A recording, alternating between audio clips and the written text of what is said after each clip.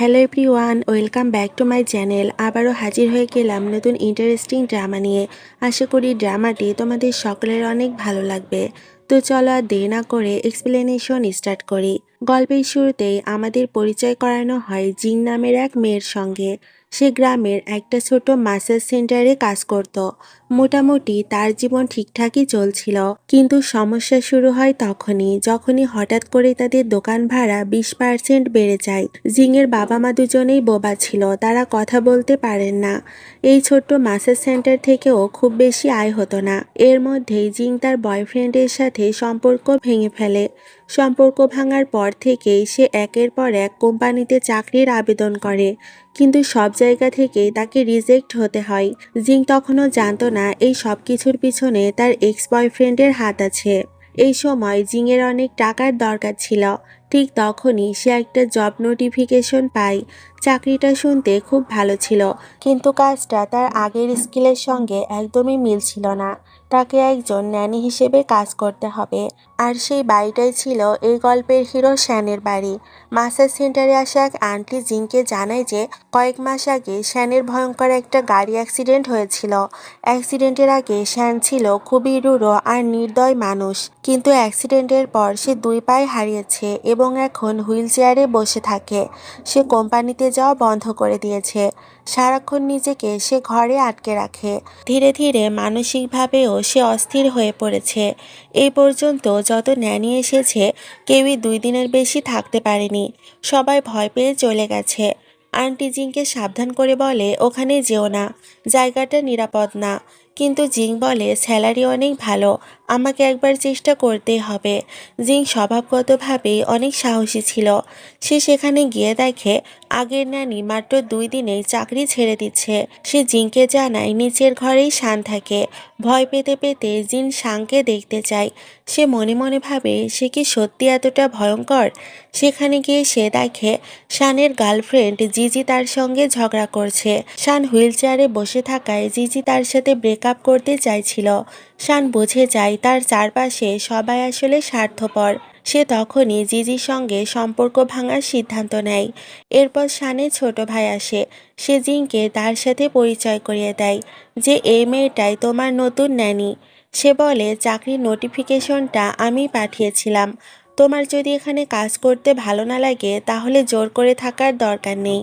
জিং শানের ভয়ঙ্কর চেহারা দেখে প্রথমে ভয় পেয়ে যায়, কিন্তু তারপর ভাবে এই দুনিয়ায় গরিব থাকার চেয়ে ভয়ঙ্কর আর কিছুই হতে পারে না। তাই সেই কাজটা করার সিদ্ধান্ত নেয়। শানের ভাই মনে মনে ভাবে, এই মেয়েটাও 3 দিনের বেশি টিকবে না। কিন্তু সে জানতো না জিং খুবই জেদি আর একদমই হাল ছাড়ার মানুষ নয়। তো ন্যানি জিংকে তার রুমটা দেখিয়ে দেয়। এত বড় রুম, বড় বিছানা, বড় বারান্দা জিং এই প্রথমবার দেখল। তার আনন্দের সীমা থাকে না। বাড়ির কাজের মহিলা জানায়, শানের রুম পাশেই, কারণ 24 ঘন্টায় তোমাকে তার প্রয়োজন হতে পারে। জিং খুশি হয়ে জিজ্ঞেস করে আগের নানি কেন চাকরি ছেড়ে দিয়েছে।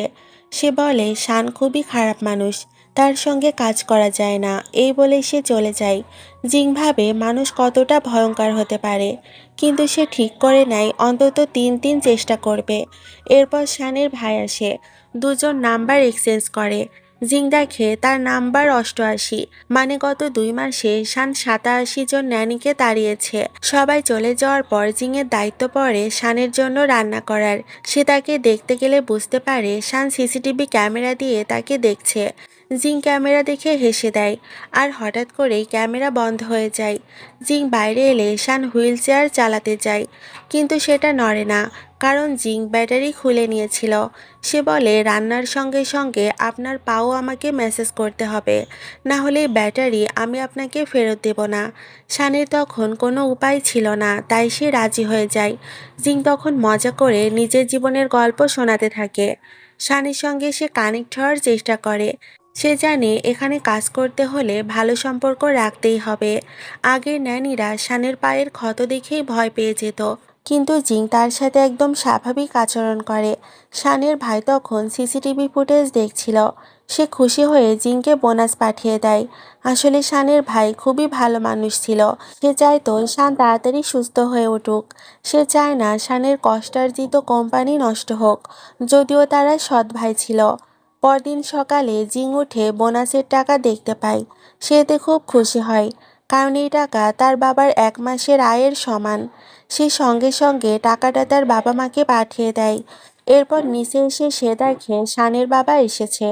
জানা যায় সে তার ছোট ছেলেকেই বেশি ভালোবাসে, কারণ সে তার প্রথম প্রেমিকার সন্তান। তার বাবা বলে, তুমি আর কখনো ভালো হবে না, তাই কোম্পানির সব দায়িত্ব তোমার ভাইকে দিয়ে দাও। কিন্তু শান এতে রাজি হয় না। এরপর তার বাবা চলে যায়। তখন জিং খাবার নিয়ে এলে শান খেতে অস্বীকার করে। সে নিজেকে ঘরে বন্দি করে রাখে। রাতে সে কিছুই খায় না। জিং তাকে খাওয়ানোর চেষ্টা করলেও সে রাজি হয় না।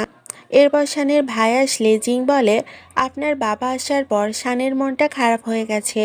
শানের ভাই বলে, বাবা এমনই, তার ভুলের কারণেই তো আমার জন্ম হয়েছে। জিং তার থেকে শুনে নেয় শানের কি কি পছন্দ আর কি কি অপছন্দ। তাহলেই তো সে তার জন্য ঠিকভাবে রান্না করতে পারবে। সে নিয়মিত শানের পা ম্যাসাজ করে, তার সঙ্গে বন্ধুর মতো কথা বলে। এটা কোনো সহানুভূতি নয়, কোনো দয়া নয়। একজন সাধারণ মানুষের মতোই সে তার সাথে মেশার চেষ্টা করে। অ্যাক্সিডেন্টের পর এই প্রথম কেউ শানকে স্বাভাবিক মানুষ হিসেবে দেখছে। এক রাতে জিং ঘুমিয়ে পড়লে শান ক্ষুধার্ত হয়ে ওঠে। সে উঠে জিংয়ের রান্না করা খাবার খায়। জিং তখন ভিডিও রেকর্ড করে তার ভাইকে পাঠায় এবং আবারও সে বোনাস পেয়ে যায়। খাওয়ার পর শান আয়নায় দেখে জিং এখনও ওখানেই দাঁড়িয়ে আছে। ডিনারের পর জিং তাকে টফি দেয়। শান সাধারণত মিষ্টি খায় না, তার উপর টফিটা এক্সপায়ার ছিল। শান টফিটা খেয়ে ফেলে, তাই জিং ভয় পেয়ে তাকে ডক্টরের কাছে যেতে বলে। কিন্তু শান বলে কিছুই হবে না। পরদিন সে নিজেই জিংকে বলে আজ কি রান্না করবে। সকালেও জিং রান্না করে আর শান সেটা খুব পছন্দ করে খায়। ঠিক তখনই বাইরে একটা গাড়ি এসে দাঁড়ায়। গাড়ি থেকে একটা ছেলে নামে।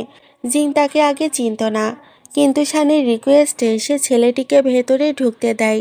ছেলেটা ভেতরে এসেই শানকে অপমান করতে শুরু করে।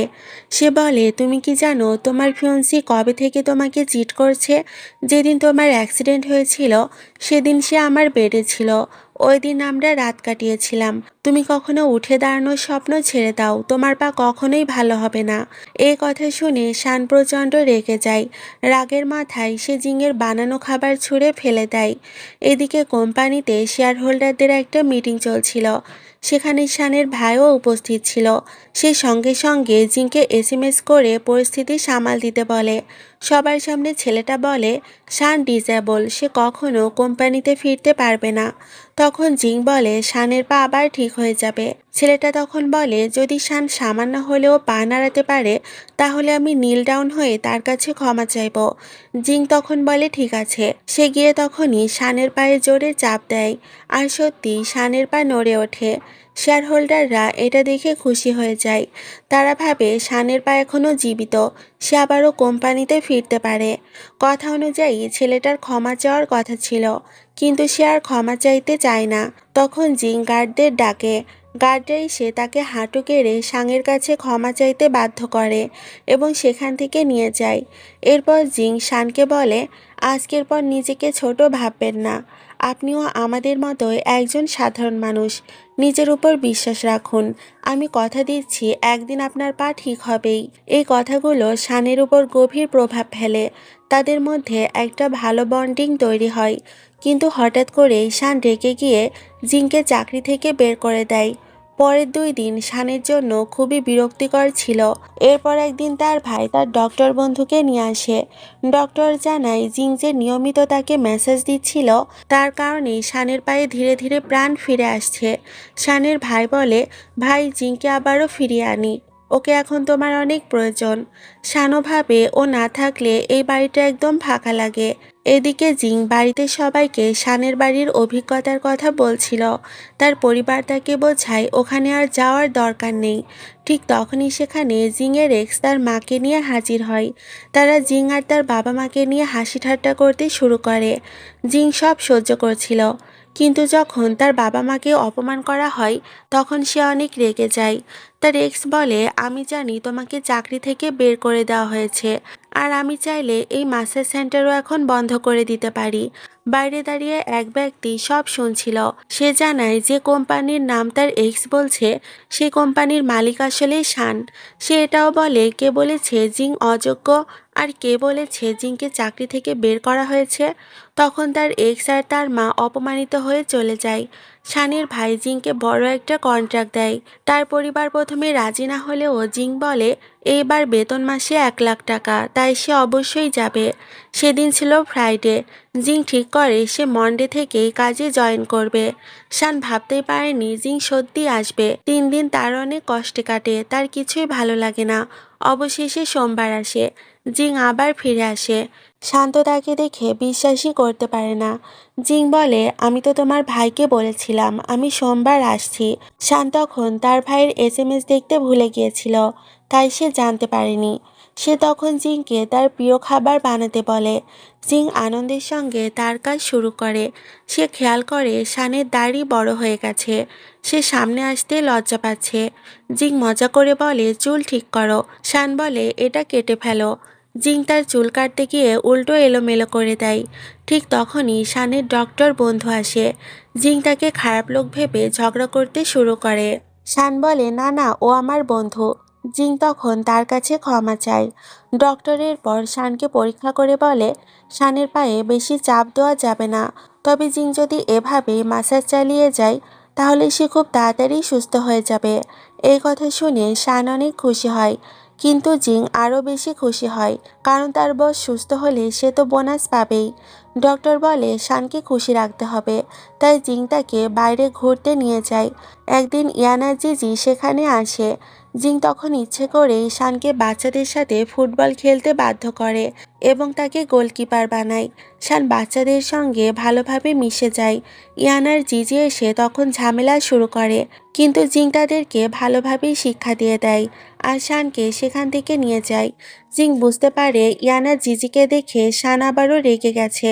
তাই সে বলে চলো আজ আমি তোমাকে ভালো রেস্টুরেন্টে খাওয়াতে নিয়ে যাব। শান এতে রাজি হয়। তারা বড় একটা রেস্টুরেন্টে যায়। সেখানে নাচ গান হচ্ছিল আর মেয়েরা এসেও কথা বলে। শান খুব এনজয় করেছিল, কিন্তু বিল আসতেই জিংয়ের মাথা ঘুরে যায়। বিল ছিল প্রায় 1 লাখ টাকা। জিং ফোন আনতে ভুলে গিয়েছিল আর তার কাছে টাকাও ছিল না। এ কারণে রেস্টুরেন্টের মালিক এসে তাকে রেস্টুরেন্টের থালা বাসন ধুতে বলে। জিং তখন উপায় না পেয়ে শানের কাছে হেল্প চায়। শান তখন হুইল চেয়ারের বোতাম চাপতেই তার গার্ডরা এসে হাজির হয়। মালিক বুঝে যায় শান ভীষণ ধনী মানুষ। সে পুরো রেস্টুরেন্টটাই কিনে নেয়। এরপর শান জিংকে বাইরে নিয়ে আসে। জিং ক্ষমা চেয়ে বলে সে আর কখনো ফোন আনতে ভুলে যাবে না। তখন দুজনের মধ্যে একটা রোমান্টিক মোমেন্ট ক্রিয়েট হয়। তখনই আবার বৃষ্টি শুরু হয়ে যায়। জিং শানকে তাড়াতাড়ি বাড়িতে নিয়ে যায়, কারণ সে চায় না শান ভিজে যাক। কিন্তু ততক্ষণে শান ভিজে গিয়েছিল। এরপর জিং তাকে তাড়াতাড়ি বাড়িতে নিয়ে আসে। সে শানকে গরম শেক দিচ্ছিল। ঠিক তখনই তার চোখ পড়ে শানের হ্যান্ডসাম বডির দিকে। এক মুহূর্তের জন্য সে হাত বাড়াতে যায়, কিন্তু সঙ্গে সঙ্গেই নিজেকে থামায়। সে ভাবে না না, এটা ঠিক না। শান এখনো একজন রুগী, সে জ্বরে ভুগছে। ঠিক তখনই শান এটা বুঝতে পারে। সে বলে তুমি আমাকে ছুঁয়েছিলে?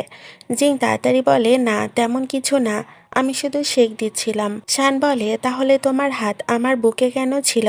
জিং লজ্জায় পড়ে যায়। ক্ষমা চেয়ে সে দ্রুত রুম থেকে বেরিয়ে যায়। এরপর ধীরে ধীরে শান সুস্থ হয়ে ওঠে। পরদিন ইয়ানা জিজির এঙ্গেজমেন্ট হয়।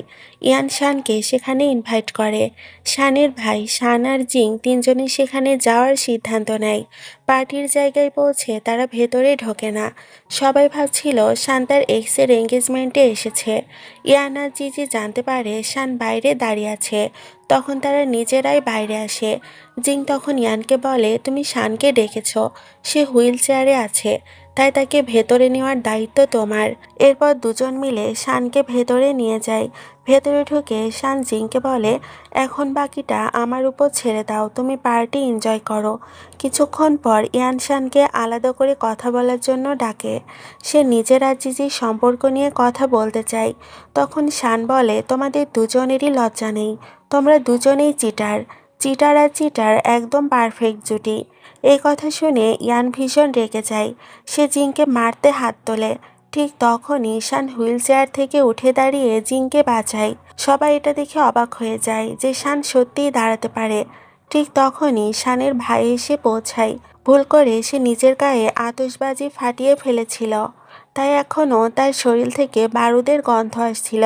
এভাবেই পুরো এঙ্গেজমেন্টটা নষ্ট হয়ে যায়। এরপর শানকে হসপিটালে নেওয়া হয়।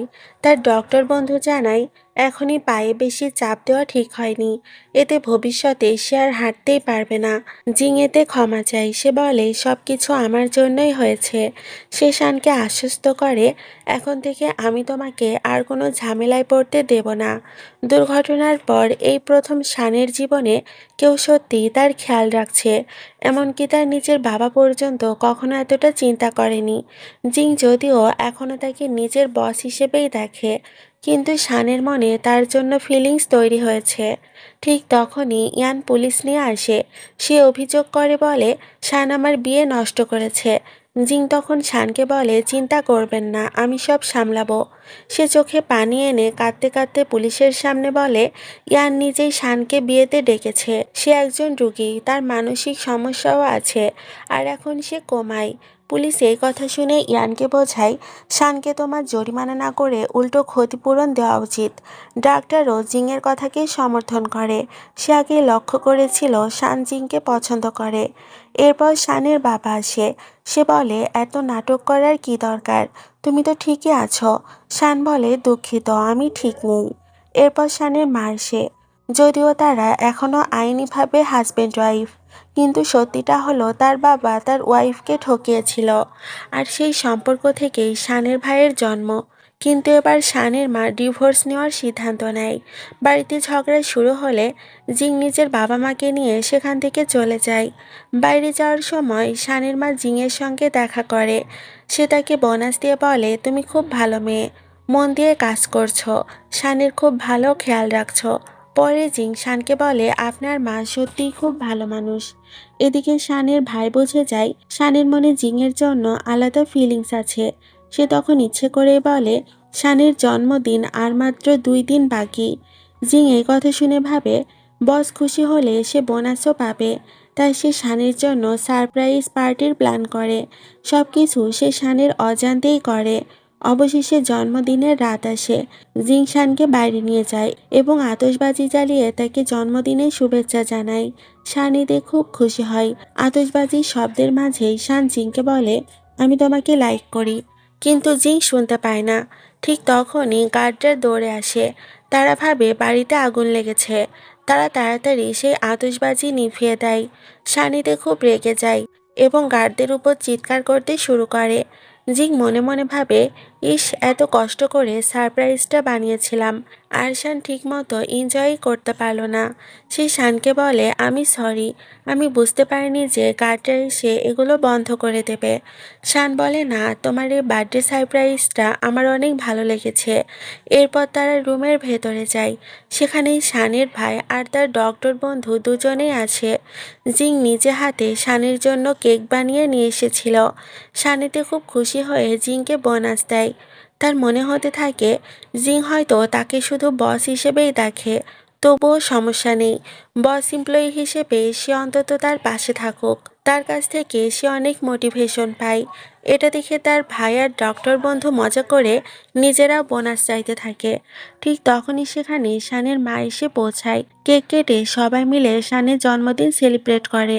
শানের মা জানায় সে শানের বাবার সাথে ডিভোর্স নেওয়ার সিদ্ধান্ত নিয়েছে। শান তার মাকে সাপোর্ট করে বলে তোমার যেটা ঠিক মনে হয় সেটাই করো, আমরা সবসময় তোমার পাশে আছি। রাতেই শান জিংকে নিয়ে রোমান্টিক স্বপ্ন দেখতে থাকে।